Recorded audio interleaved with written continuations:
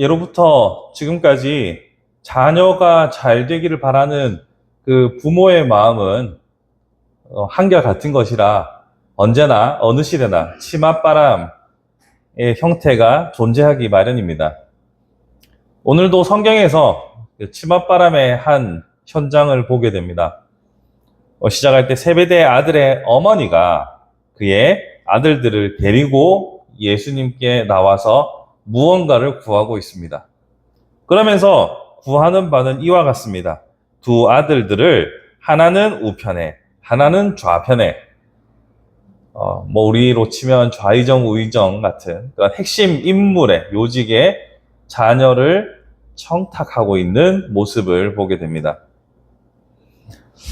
성경에서는 이 제자들의 서열이나 크고 낮음, 크고 작음, 높고 낮음에 대해서 성경은 언급하지 않습니다. 하지만 더 많이 거론되고 언급되는 사람들은 있기 마련이죠. 우리가 특별히 아는 것처럼 예수께서 변화산에 올라가셨을 때 데리고 갔던 베드로, 야고보, 요한 그 세 명을 기억해 보면 조금 더 서열상 높은 위치를 차지하고 있지 않을까 이런 생각이 들기도 합니다. 하지만 성경은 예수께서 왜 이 셋을 택하셨는지에 대해서는 설명하지 않고 있고 예수님께서는 단 한 번도 누구의 위에 누가 있다라는 식으로 서열을 정리하신 적은 없습니다. 하지만 우리는 본능적으로 서열화가 장착되어 있기 때문에 누가 더욱더 애제자이고 서열상 위에 있는지는 궁금한 일이긴 합니다.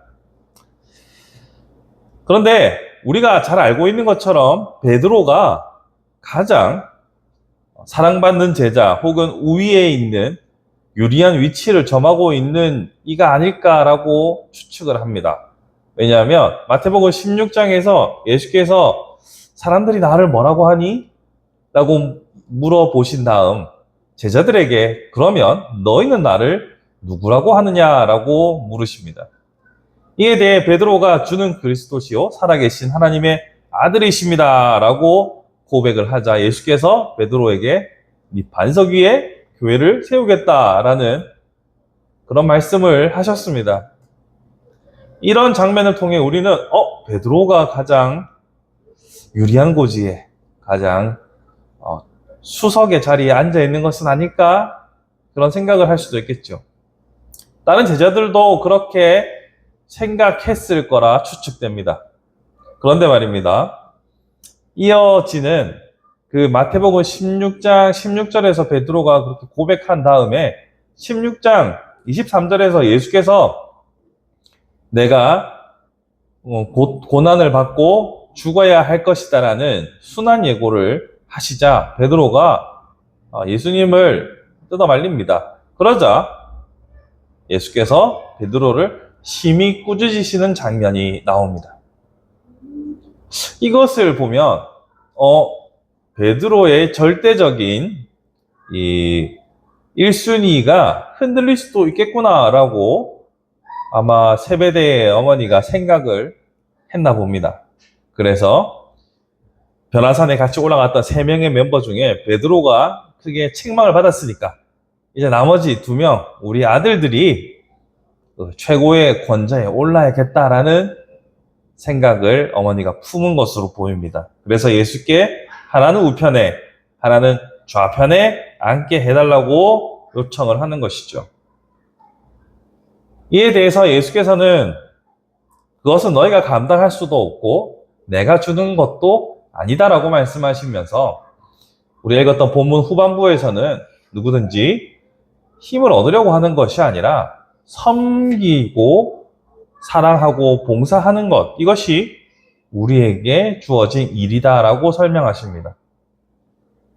25절에 보시면 이방인의 집권자들이 그들의 임의로 주관하고 그 고관들이 그들에게 권세를 부리는 줄을 너희가 알거니와 힘의 논리를 따라서 억압하고 그 힘의 논리를 사용하는 것을 이방인의 방식이라고 말하면서 반대로 교회는 하나님의 나라는 그 그러한 것이 아니다라고 말씀하고 있습니다. 그럼에도 불구하고 우리는 힘을 추구하는 삶의 태도를 단 한 번도 버린 적은 없습니다. 섬겨야지라고 말하면서도 그 앞에 전제 조건으로 먼저 힘을 기른 다음에 내가 누군가를 섬기는 자가 되어야지라고 말할 때도 일단은 내가 먼저 힘을 얻고 난 다음에 라고 생각합니다. 한국교회 역사도 이러한 힘의 논리, 권력을 향한, 힘을 향한 그런 추종의 원리를 따라서 움직여 왔더랬습니다. 물론 아닌 부분도 많습니다. 순수하게 예수 그리스도를 나의 구주로 영접하고 당신의 백성으로, 당신의 종으로 살아가기 위해서 순수하게 헌신했던 많은 분들이 있었기에 오늘날 한국교회가 존재하는 것을 결코 부정할 수 없습니다. 하지만 또 한편에서는 힘에 따라, 힘을 추구하는 그 힘의 논리를 따라서 교회를 이용했던 사람들도 있었습니다. 그렇기 때문에 오늘날 이 제자들이 힘의 논리를 따라서 투쟁하는 모습이나 예수께서 말씀하시는 섬기는 자의 삶에 대해서 우리는 다시 한번 되짚어 보아야 합니다.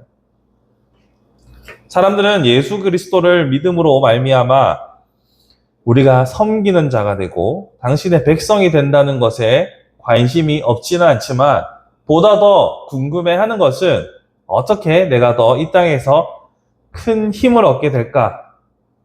부를 통한 물질 권력을 혹은 권세를 통한 공권력을 얻게 될까에 대해서 많은 관심을 가집니다.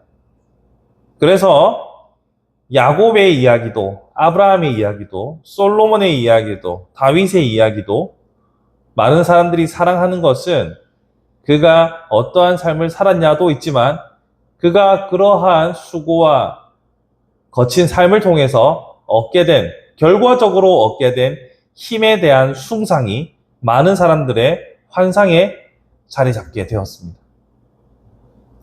하지만 그러한 방식은 예수께서 우리에게 가르쳐준 하나님 나라의 방식이 아니다라는 것을 우리는 기억해야 합니다. 예수께서는 단 한 번도 많은 군중들의 지지를 힘입어서 그것을 권력으로 바꾸려는 일체의 시도를 거절하셨습니다.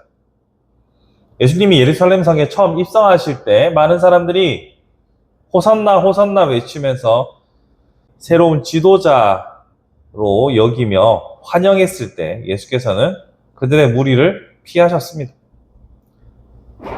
그들과 결탁하여, 그들과 연합하여 새로운 힘을 만들고자 하는 일체의 시도를 거절하셨습니다. 다만 제자들에게 오늘 말씀하셨던 것처럼 오히려 섬기고 으뜸이 되고자 하는 자는 종이 되어야 한다라고 말씀하십니다. 하지만 우리는 심히 종이 되고 싶어 하지 않습니다. 우리는 우리가 획득한 힘을 이용하는 것이 익숙한 사람들입니다.